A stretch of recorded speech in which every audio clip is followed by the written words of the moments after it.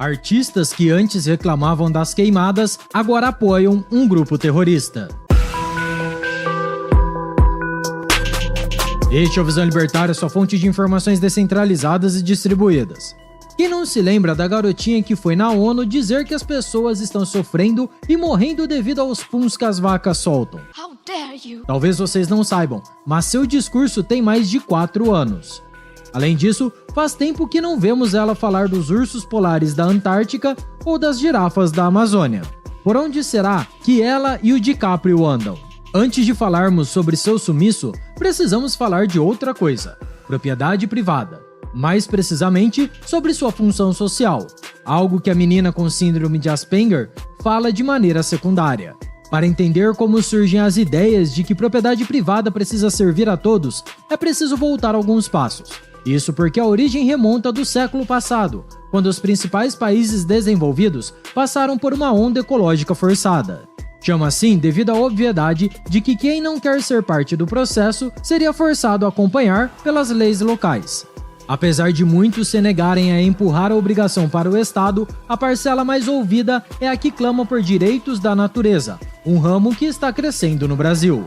Por isso, os movimentos sociais como os que surgiram na década de 1960 são importantes para a compreensão do que virou a atual briga por mandar nos outros. Eles apareceram graças ao desenvolvimento que o capitalismo trouxe com a capacidade de deixar a humanidade se preocupar com coisas menores. Mas isso se aplicaria apenas aos países economicamente organizados, não ao nosso país que importou a pauta. Por isso, esse assunto é um problema para os subdesenvolvidos, pois não estamos prontos para renunciar a energias baratas, fontes de matéria-prima e outras ações comuns que acabam sendo condenadas pelos ambientalistas. Esse movimento, como ideia política de militância, cresceu desde a Revolução Industrial. Especialistas de Karl Marx sacariam prontamente a luta de classes que existe nessa causa. Isso porque o rico empreendedor poluiria os rios e o proletário não teria água potável. Não é preciso dizer que a verdade não está aí. O ambientalismo veio para os próprios empresários manterem por mais tempo as instalações. Claro, os trabalhadores tiveram sua parte no convencimento e controle de danos. Afinal, também existem os verdadeiros capitalistas malvadões. Entretanto, quem realmente tem tempo para pensar nessas coisas são a classe média e alta, já que o trabalhador honesto está mais preocupado em colocar comida na mesa. Além disso, a agricultura foi uma das primeiras a sofrer com o ambientalismo radical. Conhecem a Primavera Silenciosa de 1962? Não? Pois bem, nem precisam. Ela se refere a quando a ambientalista Rachel Carson falou dos efeitos nocivos dos pesticidas. Não existem dúvidas que os pesticidas atrapalham ser usados incorretamente, porém extingui-los apenas aumenta o custo dos alimentos ao ponto de causar fome se for aplicado em larga escala. Claro, naquela época ainda existia a hipótese que haveria uma superpopulação na Terra, algo desmentido inúmeras vezes por diversos artigos posteriormente. Justamente por isso, a frase "se você não faz parte da solução, você é parte do problema" acabou parcialmente vinculada às ideias desses ambientalistas. Mas voltando à questão, sempre são os países mais desenvolvidos que se envolvem nessas polêmicas, afinal, uma nação pobre tem preocupações mais emergenciais. E é daí que se inicia o erro lógico. Eles enxergam apenas a visão deles, com a falha fatal de tentar centralizar a solução, travando a iniciativa privada de se autorregular. As sociais-democracias não cansam de comandar os países que só querem deixar o livre mercado agir.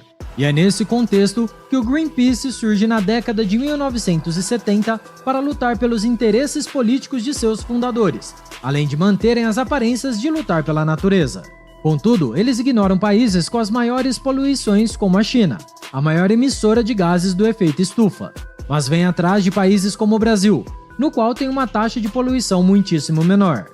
Por isso, estão espalhados em todas as esferas de influência, indústrias e serviços para seguir a cartilha. Mas no fim, quem sofre é o pobre que só deseja que a gasolina fique barata, o armário fique na promoção e o arroz não aumente o preço.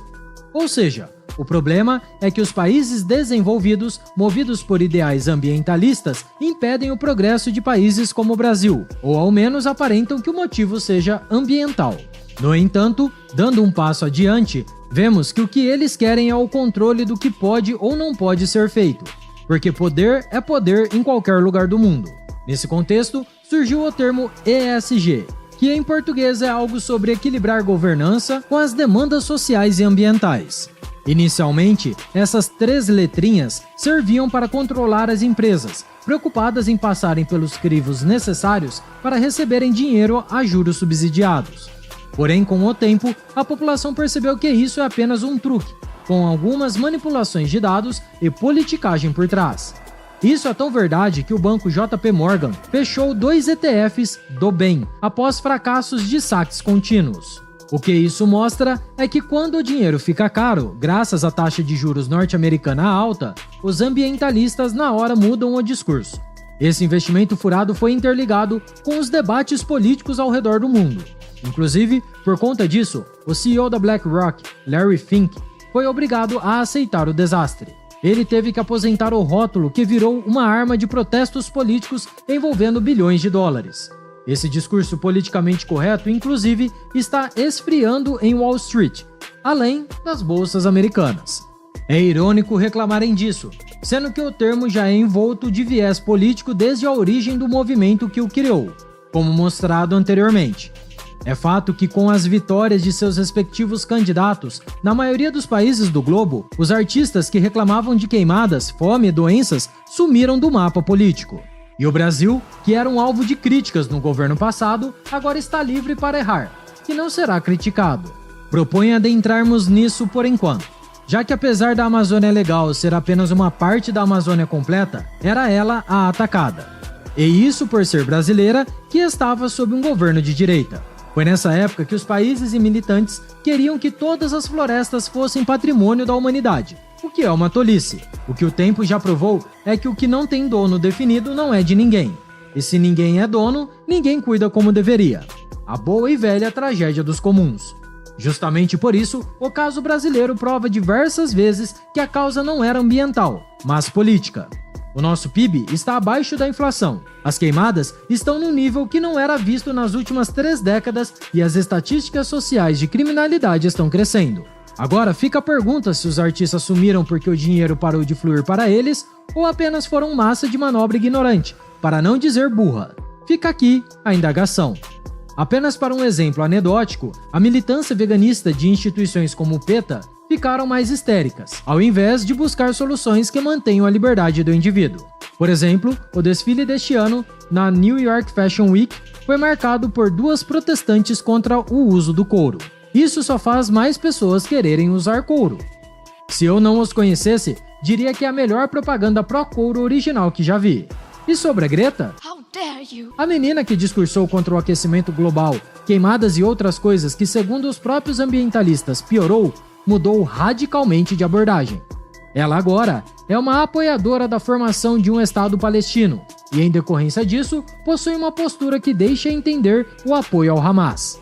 Ela largou o eco-apocalipse e agora é mais flexível sobre o assunto. Talvez ela agora tenha virado especialista em guerras do Oriente Médio e não tem tempo mais de falar das baleias e girafas da Amazônia. É no mínimo curioso o momento que escolheu mudar de atitude. Provavelmente manteve sua ligação com os movimentos identitários do país, já que, anteriormente, focava em fazer a ciência ser ouvida, segundo a própria Greta. Agora está atrás de uma justiça climática. Mais uma sopa de letrinhas para continuar sua militância. Talvez seja por isso que foi retirada de uma posição de modelo a ser seguido, deixando de ser a face de um movimento. Nada contra, muito pelo contrário. De acordo com ela, as populações pobres precisam ser compensadas pelos danos ambientais de governos e empresas. Ou seja, o Estado tem que pegar o seu dinheiro para fazer o que der na telha, já que não dá para confiar que ele fará o que deveria fazer com o valor recebido. Ela protestou a favor dos indígenas e outros povos de diferentes etnias, mas a questão brasileira parece ter sido ignorada. E fica a questão agora: qual será o próximo alvo desses ambientaloides? Com certeza veremos Mark Ruffalo falar sobre as queimadas. Afinal, tudo referente a Marvel e consequentemente ao Hulk não está dando dinheiro. Aguardemos os próximos capítulos. Obrigado por sua audiência. Esse artigo foi sugerido por Catarina Venenosa, escrito por Bardo Livre, revisado e narrado por Coreia com K. Se você gostou do vídeo, compartilhe em sua rede social. Caso deseje ser avisado de outros vídeos, inscreva-se no canal e depois clique no botão da campainha. Escreva artigos você também, acesse visãolibertaria.com. Até a próxima, tchau, obrigado.